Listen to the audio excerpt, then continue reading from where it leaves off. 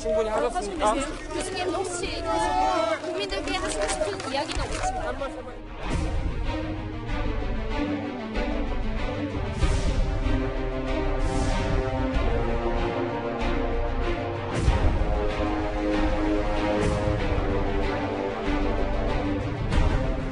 사실관계 자체가 그렇게 은멸하거나 그럴 고의가 있었던 것도 아니고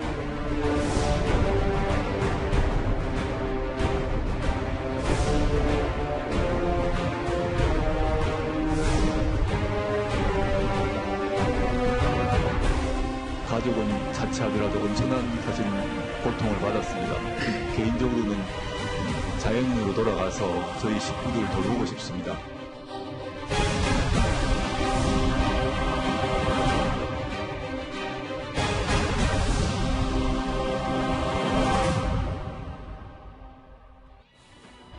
예, 오늘 뉴스탑10은 여기부터입니다. 이미 뉴스로 접하신 대로 조국 전 장관의 부인 정경심 교수가 오늘 새벽 구속이 됐습니다. 이번 수사의 부수령이었는데요. 어제 구속영장 심사를 마치고 나오는 정경심 교수의 모습 영상으로 다시 한번 만나보겠습니다. 소명 충분히 하셨습니까? 교수님 건강 상태는 좀 괜찮으신가요? 혐의 전부 부인하셨나요? 교수님 혹시 국민들께 하시고 싶은 이야기가 없으신가요? 한 말씀만 해주시죠. 아까 성실하게 일하신다고 하셨는데. 교수님 한 말씀만 부탁드리겠습니다. 예, 화면에 잡혔던 저 모습을 마지막으로 정경심 교수는 이제 구속 수감이 됐습니다. 하나하나씩 얘기를 해볼게요. 먼저 조수인 부장. 오늘 움직임이 있었는데 정경심 교수가 남편과 아들의 면회를 받았습니다. 네, 그렇습니다. 이 조국 전 장관이 아들과 그리고 가족으로 보이는 한 중년 여성 이렇게 동행을 하고 오늘 오전 10시 48분부터 그 부인 정경심 교수가 수감돼 있는 서울구치소를 방문해서 면회를 했습니다. 예. 첫 면회고요. 구속 수감된 지 10시간 만에 이루어졌습니다. 이 영장 실질 심사는요.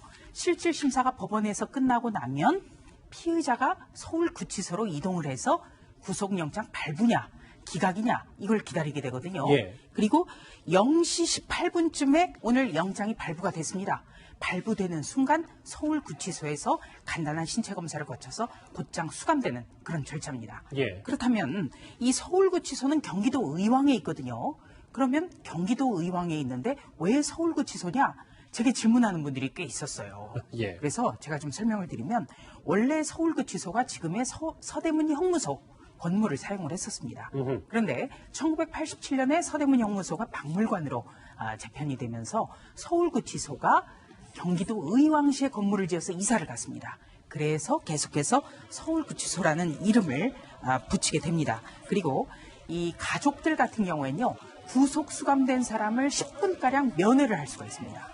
변호사 같은 경우에는 접견이라는 용어를 쓰고요.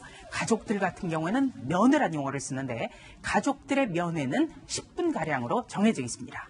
조수인 부장 하나 더요. 아까 잠깐 사진에 나왔던 한 여성, 네. 그러니까 조 전 장관, 그 조국 전 장관의 아들 말고 그 여성은 누군지는 아직 밝혀지진 않았죠? 밝혀지지 않았습니다. 그런데 면회라는 것은 가족만 허용이 되기 때문에 가족으로 추정은 되고 있습니다. 아직 신원은 밝혀지지 않고 있습니다. 아, 그렇군요. 일반 접견실에서 약 15분 정도 면회가 이루어졌다고 하는데 근데 김태현 변호사님, 제가 한쪽에서 어떤 쪽에서 들었던 얘기, 의혹 제기, 네. 이 면회도 좀 문제 아니냐라는 게 11가지 중에 4가지 혐의가 조국 전 장관과 겹치기 때문에 네. 조국 전 장관이 아무리 가족이라도 면회는 안 된다라는 일각의 주장도 있는데 이거는 사실관계가 어떻게 되는 겁니까? 돼요. 그러니까 접견은 2개예요. 예. 변호인 접견, 그러니까 변호사가 선임계 내고 접견하는 거. 변호사 접견은 앞서 조수진 부장 설명하셨듯이 시간 제한 없습니다. 하루 왼종일 가서 있을 수 있어요. 그래서 뭐 황제 접견 뭐 이런 얘기들 나오는 건데 할 수 있고 어떻게 그 교도관들을 볼 수는 있지만 무슨 얘기하는지를 들을 수는 없습니다. 그러게 변호사 접견인 거고 그 외에 가족, 친구, 친지, 뭐 직장 동료, 지인들이 하는 건 일반 접견이라고 그래요. 지금 화면을 보시는 것처럼 조국 교수가 한 게 이제 일반 접견입니다. 저거는 예. 하루에 한 번만 돼요. 그 10분에서 15분, 10분 정도로 저는 알고 있는데 일반 접견이 허용이 되는데 문제는 지금 뭐 왜 그 얘기가 나오는 거냐면 일단은 공범의 혐의를 받고 있는 것 같아요. 그러니까 공범인데 접견해도 되냐 이 얘기가 지금 나온 거거든요. 그런데 공범이기 때문에 접견이 안 되면은요 검찰에서 법원에 접견 금지 신청을 합니다. 아하, 근데 지금은 그런 상태는 아닌 걸로 알고 있어요. 그리고 저 일반 접견 같은 경우는요 변호인 접견과 다르게 녹음이 됩니다. 행정법상 일반 접견하는 내용은 녹음이 되고 그거를 그 사건을 담당한 검사가 요청하면 들을 수가 있어요. 그러니 예를 들어서 가족이 공범인경 가서 뭐 어떻게 해 뭐 이렇게 몰래 얘기해도 그게 다 검사 귀에 들어가기 때문에 실제로 일반 접견 가서 그걸 다 알고 계시기 때문에 은밀한 얘기를 하신 분들이 없어서 무슨 뭐 공범인데 뭐 접견해가지고 무슨 뭐 수사 기밀이나 그런 거를 뭐 수사 기밀이나 방어 전략을 무슨 뭐 모의하는 거 아니야 그런 걱정은 안 하셔도 됩니다. 아, 그러니까 유리를 사이에 두고 조국 전 장관과 정경심 교수가 수화기로 통화를 하는데 그것 자체가 다 녹음이 된다. 그렇죠. 행정법상 녹음이 되고 검찰이 그걸 들을 수는 있어요. 요청하면. 일반 접견은 그래요. 변호사가 가는 변호인 접견은 그거는 절대 녹음이 안 되는 건데 그런데 이제 일반 접견 그게 가능하죠. 그래서 가족인데도 네, 가족인이 그러니까 또 아무 문제가 없다는 거예요. 알겠습니다. 그리고 예. 그것도 만약에 안 된다라고 하면 검찰에서 법원에 신청하는 경우도 있고 예전에 뭐 누구죠?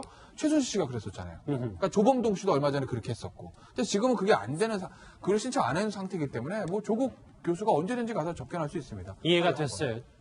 여기 참관 화면에 비쳤었는데 이 얘기를 좀 이제 본격적으로 해보려고요. 조수진 부장. 네. 어쨌든 뭐 몸수액을 거쳐서 독방에 수감이 됐는데 이것조차 다 박근혜 전 대통령이든 최순실 씨든 이 절차를 다 서울구치소에 수감이 될 때 다 거친 거 아니겠어요? 이 서울구치소 같은 구치소에 입감될 때는요. 박근혜 전 대통령뿐만 아니라 모든 사람이 일종의 신체 검사를 하게 됩니다. 왜냐하면 우선 쇠붙이는 반입 금지예요. 자해도구라든지 아니면은 흉기로 사용될 가능성이 있기 때문에 금속태 안경을 쓸 수가 없습니다. 그리고 여성의 경우에는 이 쇠붙이로 된 머리핀을 착용할 수가 없습니다. 그래서 박근혜 전 대통령의 입감 때도 올림머리 같은 경우에는 쇠붙이로 된 머리핀이 많이 쓰이는데 그러면은 헤어스타일이 달라지는 거 아니냐 이런 관측이 그래서 나오기도 했고요. 예. 그래서 이게는 정해져 있는 절차입니다. 그리고 이 구치소 같은 경우에는 미결수 법률에 따라서 독방에 수감되게 됩니다. 그런데 독방 같은 경우에 방이 부족할 경우에는 함께 쓰는 다인실이 주어져요. 그래서 이른바 적폐청산 수사 때는 워낙 많은 고위공직자, 이른바 범털들이 서울구치소에 수감이 됐기 때문에 그때는 독방이 없어서 예. 다인실이 많이 활용이 되기도 했습니다. 그런데 이번에 정경심 교수 같은 경우에는 혼자 쓰는 방에 수감이 됐습니다. 그리고 오늘 아침 같은 경우에는 여러 가지 무엇을 먹었는지 되게 궁금해했잖아요. 근데 이제 뭐 두부국도 나오고 또 두부조림도 나오고 했는데 정경심 교수가 얼마나 먹었는지. 그러니까 왜 그게 궁금하냐면은 지금의 심리 상태를 반영하기 그럼요. 때문에 반드시 저희가 취재를 하게 되는데요. 이것에 대해서 전해진 것은 없습니다. 김태현 변호사님. 네. 구속이 됐으니까 검찰이 20일 안에 재판에 넘겨야 될 텐데 그 안에 수사의 속도를 내는 포인트는 바로 조국 전 장관 소환이겠죠? 저희가 이제 어저께 그 예상 해드렸잖아요. 영장이 발부됐을 경우, 기각됐을 경우. 그러니까 기각됐을 경우에는 조국 전 장관의 소환이 좀 늦어질 건데, 발부됐을 경우에는 아마 소환이 좀 가속도가 부족하다 저희가 말씀을 드렸고, 역시 오늘 새벽에 발부가 됐기 때문에 20일 동안 정경심 교수에 대한 추가 조사는 물론이거니와, 어쨌든 몇 가지 혐의에 대해서 공범이라고 검찰이 보고 있는 조국 전 장관에 대한 소환 조사도 그 20일 이내에 이루어질 가능성이 높죠. 예. 네. 그리고 이 정경심 교수가 구속된 것은 20일간, 그러니까 구속 기소되기 전에 20일간의 시간을 검찰이 확보했다는 의미를 그렇죠. 갖습니다. 그렇기 때문에 이때 충분히 보강수사, 특히 조국 전 장관과의 직접적인 어떤 유착관계, 그러니까 조국 전 장관이 무슨 역할을 했는지 이거를 충분히 수사를 할 수가 있습니다. 따라서 조국 전 장관을 당장 소환한다. 다음 주 초에 소환한다. 그거는 맞지 않을 것 같고요. 그렇게 또 한 보시는 가지는 거죠? 예. 조국 전 장관의 동생부터 구속영장을 재청구할 가능성이 높습니다. 아하. 네. 왜냐하면 일부 보도에서는 다음 주 초에 좀 서둘러서 소환을 조 전 장관이 할 것이다라는 보도가 나왔었는데 조수진 부장 예상은 그것보다는 좀 더 20일은 충분한 여유 기간이 있기 때문에. 왜냐하면 예. 지금 검찰에서 가장 강조하고 있는 게 바로 인권수사거든요. 그리고 조국 전 장관 같은 경우에는 지금 어떤 환경을 보더라도 많이 부를 수가 없어요. 그렇기 때문에 충분한 조사를 가지고 결정적인 것을 확인하는 그런 절차가 필요하거든요. 그렇기 때문에 이 구속 기소 전에 20일을 충분히 활용해야 된다. 예. 그리고 통상적인 수사 사례에 비춰볼 때 조국 전 장관의 동생부터 영장 재청구로 해서 어떻게 보면은 심리적 압박을 더 가하는 그런 작전이 좀 전개가 될 것 같습니다. 예, 조국 전 장관 소환까지는 뭐 다음 주 초보다는 수일이 더 걸릴 수 있다는 분석까지 해주셨는데 알겠습니다. 어제 이 구속영장이 예상보다 일찍 발부가 됐죠. 검찰의 혐의가 소명돼서 이 다툼의 여지가 적었다는 분석과 전망이 함께 나오고 있습니다. 김종욱 교수님. 네. 검찰이 콕 집었던 얘기 중에 증거인멸 우려에 대해서는 상당히 많은 얘기가 나오고 있습니다. 네네. 일단 뭐 기본적으로 58일 동안의 1라운드가 벌어졌는데 검찰은 이제 기본적으로 법원은 기본적으로 검찰의 손을 들어준 거죠. 그래서 제가 볼 땐 지금 상황에서는 정 교수가 무죄를 주장했지만 그걸 전체 인정하지 않았고 검찰 수사의 정당성을 얘기했었기 때문에 앞으로는 제가 계속적으로 검찰의 시간이 계속 진행이 될 것 같다는 생각이 들고요. 예. 이제 보니까 제가 볼 때는 그 조국 전 장관 같은 경우가 너무나 많은 예언들을 하신 것 같아요. 2017년 3월 21일 날 페이스북에 뭐라고 썼냐면 박근혜 전 대통령 예를 들면서요. 피의자가 13가지 혐의 중 일부라도 솔직히 시인할 경우에는 구속영장 청구 발부되지 않을 수 있지만 전면 부인할 경우에는 청구 발부조로 한다라고 본인이 얘기를 했는데 조 전 장관. 네. 근데 이제 부인이 이제 그런 상황이 된 거죠. 전면 부인을 해서 건강 상태가 안 좋은 상황이고 자기가 범죄에 대해서 아무런 문제가 전혀 죄가 없기 때문에 이런 상황이면 적어도 불구속 수사를 해야 되는 것이 아닌가라고 변호인단은 얘기를 한 것 같은데요. 근데 법원 판단은 뭐 명확한 것 같아요. 상당 부분이 소명됐다라고 하는 얘기는 뭐냐면 법원이 볼 때 검찰이 얘기한 부분과 변호인단이 얘기한 부분에 있어서 검찰 얘기가 맞는 것 같다. 혐의가 무겁고 죄질이 좋지 않다라고 얘기를 한 거니까요. 거기에 손을 들어준 것 같고요. 또 하나는 더 큰 문제는 건강 문제와 관련해서 아무래도 많은 논란이 있을 수 있을 것 같은데 여기 나와 있듯이 사라진 노트북, 교체한 하드 이런 것들은 저희 국민들이 많은 의혹을 할 수밖에 없기 때문에 저런 증거인멸의 사례가 있다라고 얘기한다면 적어도 건강 문제와 무관하게 증거인멸할 부분들을 주지 말아야 된다라고 하는 판단들에 대한 법원의 판단이기 때문에 저는 상당히 지금 앞으로 가면 갈수록 정 교수가 상당히 좀 안 좋은 상황으로 가지 않는가 이런 생각이 듭니다. 장성철 보좌관, 장성철 소장, 저하고 저기 화면 같이 보실게요. 네. 왜냐하면 정경심 교수 측이 11개 혐의 모두 다 전면 부인했기 때문에 이게 구속의 자충수가 됐지 않았냐라는 분석들도 많아서요. 맞습니다. 왜 저 노트북을 감추려고 할까요? 검찰에서 그렇게 확보하려고 했고 제출하라고 했는데 왜 제출하지 않았을까요? 거기에는 결국엔 아주 결정적인 증거가 있는 것이 아니냐라는 관측이 나오고 있는 겁니다. 특히 표창장 위조와 관련 그리고 사모펀드와 관련해서 아주 결정적인 스모킹건 같은 증거가 있지 않느냐라는 것이 이제 관측이고요. 이것과 관련해서 그 변호인단들은 이 구속 실질 심사에서 여러 가지 좀 검찰에 대해서 좀 기분 나쁜 듯한 얘기를 했어요. 우리는 충분히 설명했다. 근데 검찰은 과장되고 왜곡되고 잘못된 법리를 적용한 것이다. 그래서 우리가 분위기가 상당히 좋게 만들었다. 그런데 결국에는 구속이 됐다라면서 상당히 좀 곤란한 그런 생각을 하고 있습니다. 전면 부인 전략이 자충수 아니었냐. 그리고 정 교수의 사라진 노트북이 구속의 결정타지 않았냐는 해석과 분석들이 많아서요. 그런데 정경심 교수의 변호인단은 이 사라진 노트북에 대해서 전 민주노동당 의원인 오병훈 의원의 판결을 예를 들면서 무죄를 주장하고 있습니다. 무슨 얘기인지 같이 들어보실까요? 증거인멸 교사형에 관련해서 어떻게 좀 설명하셨는지. 그 사실관계 자체가 그렇게 은멸하거나 그럴 고의가 있었던 것도 아니다. 이미 제가 민주노동당의 오병윤 의원 사건 때 거의 또 동일한 사안에 대해서 재판을 한 적이 있었는데 대법원에서 무죄 취지에 파기환송됐었고. 오병훈 의원 건 먼저 조수진 부장. 네. 이 사라진 노트북과 관련해서 과거에 오병훈 전 의원은 어떤 케이스가 있었는지 그것부터 짚어보고 가야 될 것 같은데요. 네. 우선 이 정경심 교수 측의 변호사는 오병윤 전 민주노동당 의원의 사건이 무죄가 됐기 때문에 정경심 교수도 무죄다. 이런 논리예요. 한마디로. 예. 그런데 자세히 들여다보면 두 사건은 완전히 달라요. 오병윤 전 의원 같은 경우에는요. 2010년에 전교조라든지 전국 공무원 노동조합 교사 이런 사람들에게 정치 자금을 받은 혐의 예. 수사를 받고 있었습니다. 그런데 이 수사와 관련한 증거를 다른 당직자 A씨와 함께 증거 은닉을 처음부터 끝까지 논의를 해요. 아하. 이거는 혐의가 증거 은닉이기 때문에 여기에 대해서도 무죄가 나왔고 또 파기환송가서도 무죄가 나왔어요. 다툼이 많았습니다. 그런데 정경심 교수 같은 경우에는요. 이른바 어떤 증권사 직원에게 동양대 PC 반출이라든지 집에 있는 PC 하드디스크 교체 같은 거를 지시를 해요. 예. 한마디로. 그러니까 위에서 아랫사람에게 지시하는 식으로. 그러니까 은닉을 교사한 혐의입니다. 그러니까 함께 은닉을 공모한 게 아니라 은닉을 교사한 거예요. 그렇기 때문에 두 사건은 달라요.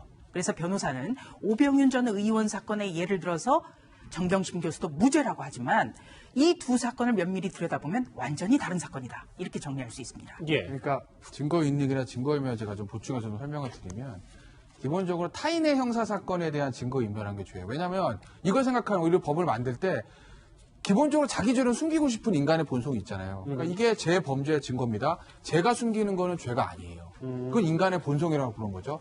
남의 범죄의 증거를 숨기는 게 증거인멸 되는 겁니다. 예. 그런데 지금 보시면 오병윤 전 의원 사건은 뭐냐면요. 지금 혐의가 증거은닉 혐의잖아요. 증거은닉 교사가 아니라. 그러니까 지금 오병윤 의원하고 그 다음에 고위당직자 A에게 당원 명부를 빼돌려고 그러는데 저 고위당직자도 당시에 공범이었습니다. 그러면 내가 내 범죄의 공범에게 야 이거 빨리 숨겨 이랬다는 얘기는 자기 범죄나 마찬가지로 본 거예요, 법원은. 그래서 증거은닉 교사가 아니라 증거은닉 자체인데 그게 자기 범죄나 마찬가지니까 공범한테 시킨 거는 네 범죄 아니야, 자기 범죄 아니야. 그래서 무죄가 나온 건데 지금 보시면은요, 정경심 교수 건은 뭐냐면 증거은닉 교사입니다. 즉 저 한쪽 PB 김경록 차장이라는 사람은 사문서 위조, 예를 들어 뭐 공문서 위조, 뭐 동양대 표창장 무슨 그다음에 사모펀드 이런 부분에 관해서 저 누구죠? 정경심 교사가 공범 관계가 아니에요. 전혀 상관없는 제3자한테 시켰다는 거죠. 증거은닉 교사입니다. 이런 경우에는 대법원 판례가 증거은닉 교사, 자기 범죄에 관한 거지만 전혀 상관없는 제3자한테 시켰을 때는 증거은닉 교사를 인정하거든요. 예. 그러니까 사안이 완전히 다르죠, 저건. 예. 네. 그래서 이 영장 발부 내용을 보면 통상적으로 영장 발부되는 거는 도주의 우려예요. 이거는 검찰에서 7차례 조사를 받았기 때문에 이거는 성립이 안 되는 거고 두 번째가 바로 증거인멸의 우려거든요. 그런데 바로 이 동양대 PC 반출이라든지 자택에 있는 PC 하드디스크 교체 이런 것을 계속해서 구체적으로 지시한 혐의가 지금 많이 나왔지 않습니까? 그리고 나서 또 한 가지는 사안의 중대성이에요. 사안의 중대성은 검찰이 적용한 혐의가 11개라는 것에서부터 나타납니다. 그런데 판사 같은 경우에 영장 발부하면서 범죄 혐의 상당 부분이 소명됐다는 거예요. 이것은 단도직입적으로 말하면 정경심 교수 변호인단 측이 완패했다. 이렇게 압축할 수 있는 겁니다. 알겠습니다. 이해가 좀 됐어요. 어제 7시간 가까운 치열한 법리 다툼에 눈길을 끈 건 바로 양측 모두 이 PPT로 내용을 정리해서 공방을 벌였다는 점인데요. 그중에 저희가 좀 더 구체적으로 들어갈 부분을 사파로 재구성해봤습니다. 김태현 변호사님. 네. 검찰 측이 육성 녹취는 아직 공개하지 않았지만 정경심 교수와 오촌적 화환의 녹취록을 PPT로 어제 영장실질심사 중간에 공개를 하면서 이렇게 정경심 교수 측이 상당히 놀랬다는 거예요. 이 자체가 어제 어쨌든 판세를 가를 만한 중요한 부분이었다. 결국 이제 그 WFM의 주가가 허위 공시를 사실 때문에 오른 거거든요. 그 정보를 미리 알고 저 주식을 차명으로 취득했냐 이런 부분인 건데, 근데 사람이 주식을 사다 보면 우연히 살 수도 있는 거잖아요. 정보를 얻은 게 아니라 나는 그냥 저기서 좋아서 산 건데 우연히 맞아떨어져 이럴 수도 있을 거예요, 사실은. 그렇기 때문에 정말 저 WFM 또는 코링크 PA 조범동 씨로부터 직접 그 회사 정보를 들었느냐 이게 이제 중요한 건데, 어제 이제 녹취록의 내용이 아주 뭐 자세하게 다 알려진 건 아닌데 조범동 씨하고 저 정경심 교수가 대화한 어떤 그런 어떤 휴대전화에서 나온 대화 파일 같은 게 좀 나온 것 같아요. 거기 보면 WFM이 주가가 굉장히 잘 갈 거다라는 그런 어떤 것들을 좀 의논하는 내용이 좀 있었던 것 같습니다. 예. 그래서 아마 검찰은 저게 미공개 정보를 이용한 거고, 물론 직접적으로 뭐 WFM의 공시 이거에 관한 건 아닐 수도 있어도 최소한 WFM의 경영 상태가 어떻고 앞으로 이게 회사가 어떻게 조범동직을 끌고 나갈 거라는 걸 정경심 교수가 미리 알고 있었던 유력한 정황 증거라고 보고 있는 것 같습니다. 김태현 선생님 짧게 하나 더요. 그러니까 어쨌든 정경심 교수가 습관적으로 이런 여러 가지 중요한 통화들을 녹취한 것 자체가 스스로 발목을 좀 잡은 셈이 됐네요. 뭐 그렇게 된 거죠. 예전에 이게 사실 비슷한 게 국정농단 사건 때 소위 말하는 문고리 3인방이라고 불렸던 사람은 정호성 부속실장이 있어요. 맞아요. 정호성 부사장 휴대전화에도 굉장히 많은 녹음 파일이 나왔는데, 녹취 파일이 나왔는데 그게 왜냐하면 최순실 씨나 이런 사람이 워낙 지시를 많이 하니까 나중에 그걸 놓치지 않고 다시 들어보고 이행을 하기 위해서 녹음을 했다는 거 아니겠어요? 근데 그게 결국 이제 정호성 씨를 비롯한 뭐 박 전 대통령도 마찬가지고 발목을 잡은 꼴이 된 건데 지금도 비슷한 상황이 올 수도 있는 거죠. 알겠습니다. 네, 그리고 한 가지만 영장실질심사에서 요즘에 아주 두드러진 추세가 이 PPT 공방이에요. 요즘은 대체적인 이게 이렇게 그렇습니다. 다 그러니까 법리 다툼을 서로 벌이나 보죠? 판사를 설득하기 위해서 우리가 지금 이런 PPT를 활용하는 것처럼 예. 말보다는 그림을 보여주면서 이해를 돕는 거예요. 그런데 어제 같은 경우에는 특히 검찰도 변호인단 측도 아주 자세하고 눈에 띄는 PPT를 준비해왔다. 이런 보도가 나와서 아주 눈길을 끌었습니다. 그중에서 가장 검찰은 이 녹취록을 전면에 내세우면서 법원에 일단 판사의 마음을 움직였다는 평가도 나오고 있습니다. 어제 정경심 교수 측 변호인단은 영장 실질심사를 마치고 이런 얘기를 했습니다. 같이 들어보실까요? 이렇게 장시간 동안에 한 가정이 파탄날 지경으로 한 가족의 시민으로서 도저히 온전히 버티기 힘들 정도로 많은 어려움과 고통을 받았는데 이제는 차분하고 냉정하게 법정에서 자신의 억울함을 밝힐 수 있는 기회를 주어야 하고 마땅히 불구속으로 해서 재판 과정에서 방어권을 행사하도록 하는 것이 한 가정이 파탄날 지경이라고 김수준 변호사는 언급을 했는데 김주옥 교수님, 네. 정 교수도 최후 변론에서 우리 사회가 이렇게 한 가족을 이렇게까지 한다는 사실에 마음이 아팠다라는 전략을 펼쳤습니다. 뭐 당연히 본인이야 그러실 수 있겠지만 저는 이제 그것이 국민의 마음인지 아닌지 좀 판단할 필요가 분명히 있다는 생각이 들고요. 뭐 어떤 검찰이 이례적으로 과거와 다르게 솔직히 조국 장관 일가에 대해서 좀 과도한 수사를 한 건 사실이라는 생각이 들어요. 하지만 그것으로 파장됐던 소위 국론 분열 상황들이나 많은 상황들을 봤을 때 제가 볼 때 정경심 교수 변호인단이 저렇게 접근하는 게 맞는가라는 생각이 좀 들고요. 저는 오히려 좀 내용적으로 보면 사무소 위조 같은 경우도 마찬가지지만 공익인권법센터의 문제가 실제적으로 정확한 증거가 있는지 없는지에 대한 여부 문제랑 그다음에 또 하나는 아까 말씀하셨는데 녹취록 같은 것도 마찬가지지만 녹취록 내용과 무관하게 소위 재판부에서는 그 정황에 대한 상황들을 다 판단할 거거든요. 그러니까 그 내용이 예를 들면 뭐 적자냐 적자냐 이런 내용 자체가 지금 기사로 보기에는 명정과 같지만 상황들 논리를 보기 때문에 마지막 이제 제가 볼 때는 그 증거인멸 같은 경우는 상당히 좀 우려가 있다는 생각이 들긴 하는데 저는 오히려 저렇게 접근을 하게 되면 소위 조국 그 가족들이 자기들 가족들의 문제만 전면적으로 고려하는 것 같다는 느낌이 많이 들기 때문에 국민들이 이해하기 되게 어렵다는 생각이 많이 들어요. 항상 좀 그 앞에 있는 소위 이런 문제로 인해서 국민들에게 많은 신뢰를 줬다라고 하는 공감을 먼저 얘기를 하지 않기 때문에 저런 얘기들을 통해서 동정을 얻기가 좀 어려운 측면이 많이 있기 때문에 제가 볼 땐 전략적인 변호인단의 패착이 아닌가 생각이 들어요. 저런 부분들은. 자, 이제 과도한 수사 비판에 직면했던 검찰은 어쨌든 큰 고비를 넘긴 셈일 겁니다. 윤석열 총장은 이 여세를 몰아서 피의자 조국 전 장관을 정조준하고 있습니다. 가족은 자체하더라도 엄청난 사실 고통을 받았습니다. 개인적으로는 자연인으로 돌아가서 저희 식구들 돌보고 싶습니다. 국민 여러분께 죄송하고 송구하고 감사하고 고맙습니다. 저는 이제 한 명의 시민으로 돌아갑니다. 한 명의 시민으로 돌아갔고 부인은 어제 그러니까 정확히 얘기하면 오늘 새벽에 구속이 됐습니다. 장소영님. 네.